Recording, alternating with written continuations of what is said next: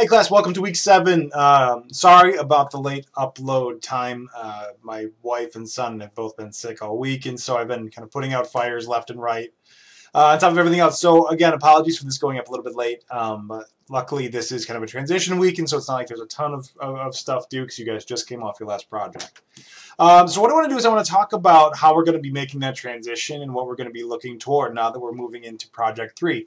It seems like for the most part everyone had success turning in Project 2. I hope you realize that it wasn't as hard as it might have seemed at the beginning, just with the nodes and the synthesis tree. Now I am working my way through those. I will get them back to you as soon as possible. It shouldn't take very long, but again, I usually have like a 1 to 2 week turnaround, but I'll always try to be on top of that, ahead of that turnaround time. Okay. So I want to talk about week 7 because this is the beginning of Project 3. But before we do that, I do want to just remind you of a couple different kind of housekeeping things. Number one, if you send me a message through Canvas, so basically like if you post a reply on one of the announcements that I post or something like that, I can't respond to it. When I try to respond to it, the problems happen and it won't let me. So if you do have a question or a comment, make sure that feel free to post it on Canvas because I will see it. But if it's a question that I need to respond to, make sure that you're emailing it to me. Other thing, and again, I don't think we've really had any problem with this, is make sure that you're turning everything in on time. Make sure you're keeping up to date with your blogs, stuff like that. But again, I'm pretty impressed. You guys are kind of right there on top of it, with everything. So, all right, so week 7, Project 3. Before we get into the weekly schedule, let's take a look at our actual assignment description is the word I was looking for. Okay. So Project 3 is a research proposal with a literature review. And so this is really kind of a two-pronged approach to research and writing, in that it is, in previous iterations of this class, these were 2 different assignments, but what we realized is that students were basically just doing the same steps and doing the same thing, and so we've kind of smushed it into one big project. And so what you'll see as you go through this is everything that you've done so far is building into this project, okay? And so especially things like the synthesis tree and the Cornell notes, what you're going to be doing in Project 3 is essentially fleshing those out into a more traditional essay paragraph form. Okay. Let's take a look. So when people conduct research in disciplinary and professional context, they do so in order to answer questions related to a specific need or problem. And so again, as you're doing your research, you might get curious about something, or you might notice that your authors are trying to work around a particular problem in your community. So literature reviews as a research genre collect, organize, and synthesize the relevant secondary research in a systematic way that provides highly condensed and heavily documented information related to your particular question or problem. Okay, now this is exactly what you guys have already been doing. Your Cornell notes were a collection, organization, and synthesis of ongoing research, all revolving around one particular topic.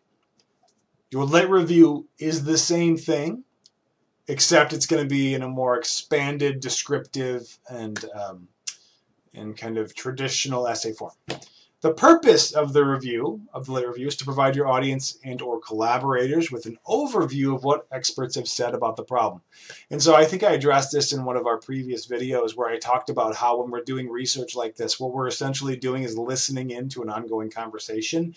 That's what you're going to be doing even more so now. You're going to be showing your reader, me, and anyone else that you shared this with, what that conversation looks like. So you're going to be describing and outlining the conversation to your audience. All right.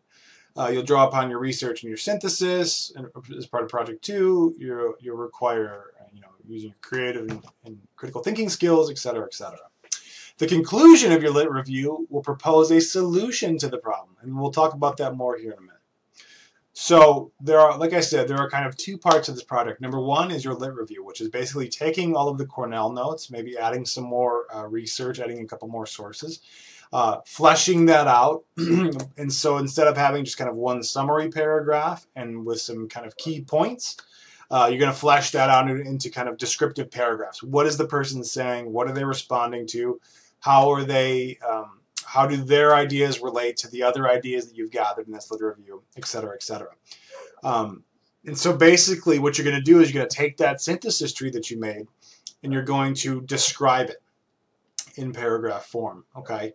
So you're going to start with, your launch text, and you're going to talk about how each author is coming at the particular topic that they're all discussing, what is unique about their approach, what kind of things are they saying, what kind of arguments are they making, main points, stuff like that. Now I will say I will post sample lit reviews for you guys to take a look at so you can kind of get a sense of it. And in fact, in the video for next week, I'll post a video of me kind of talking through what a literature review looks like, format, outline, stuff like that. And so don't worry if you are totally lost at this point. That's part of the game, and we will get you up to speed. So to complete this project, we'll move through several smaller yet scaffolding steps. These steps will aid you in successfully using research and synthesis, and we'll conclude with a proposal that critically reflects upon how the research problem might be answered. So you're going to begin by revisiting and revising your research questions you created for in Research in Project 2. So what I mean by that is this isn't something that you're going to exactly document for me, but your first step in this project should be to think about the research questions that you came up with at the end of Project 1, that you investigated for Project 2, or if you decided to come up with a different research question in Project 2, start with that. So we're going to start with that as kind of a jumping off point. Now, when I'm talking about research questions, all I'm talking about is what are you curious about as you're reading these things? What do you want to know more about? Sorry if you can hear my dogs arguing. You will use the analysis and synthesis of research conducted in Project 2 in order to develop relationships between sources that move from broad to more specific categories of clear and concise research question and gap, et cetera, et cetera. So read all that over on your own time. But again, I will be going over all of this in detail with examples starting next week. So here are our learning objectives. Okay, so just to recap, your goals for a literature review are to take the sources that you've gathered, right, the Cornell notes, to flesh each one out, to talk about the main points, to bring in some quotes, some evidence from those texts, to provide some summary information. Now, I want to stress this. Everything that you wrote in your Cornell notes is fair game here. So if you want to, copy some of that and bring it over and flesh it out, that's what it's there for, right? Don't hesitate to use the work that you've done so far, because that's the point. We're building on those things, okay? So you'll be fleshing out your Cornell notes into paragraph form, describing what each author is talking about, giving me some evidence, talking about how, say, author A's argument relates to author's B argument. Like, how do they compare? Are they agreeing with each other? Are they disagreeing with each other? Are they saying two completely different things? Whatever it is.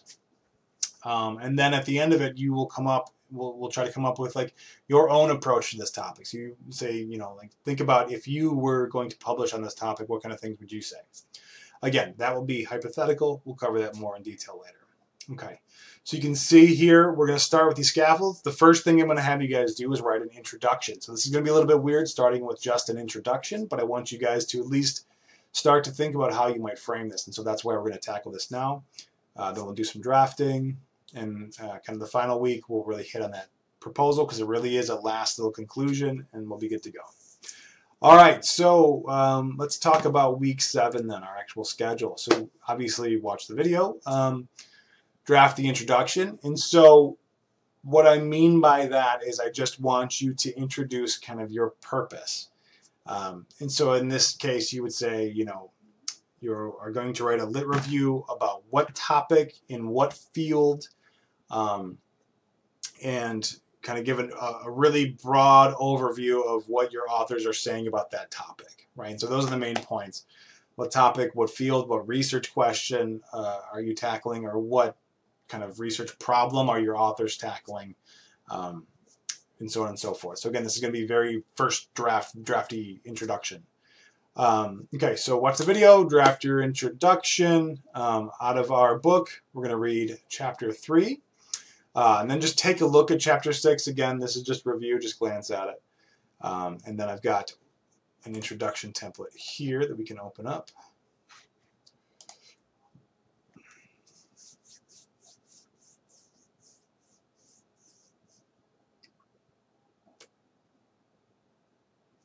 Oh, there we go. Okay, so this is just kind of an overview of the information you'll need throughout the review, but also for an introduction. So this is a sample of what an introduction for lit review looks like. So here's your sample. And this breaks down what each part of that paragraph is doing, okay? And so by the time you get to your finished, 4 weeks from now, final draft of your introduction, you'll have all of these things too. So you'll have a statement of the problem, kind of a rationale for investigating the problem, why is it important, your research focus, and defining any important terms, okay? So again, what I want you to do as you draft your introduction, use these big bold headers as a guide and try to see if you can fit some of the stuff you have into these categories. Okay, so use this as a guide. Again, here's your sample up here for the introduction. Okay, so draft your introduction, take a look at chapter 3, and then we've just got blog 4 for the week. First of the scaffolding projects, create a comprehensive outline for the introduction of your lit review. Yeah. So this is where you would upload your introduction. Okay, so again, it could be very outline. It could be more of a fleshed out paragraph. Whatever, wherever you're at right now, it's fine. If you come up with an outline for your introduction, that's totally fine with me. Okay, again, this is very drafty. So that's all we've got for this week, guys. Let me know if you have any questions. Like I said, I will be grading everything as soon as possible.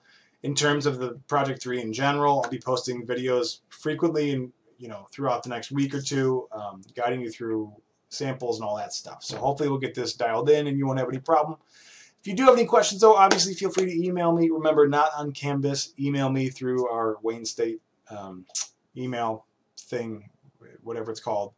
And I will talk to you guys later.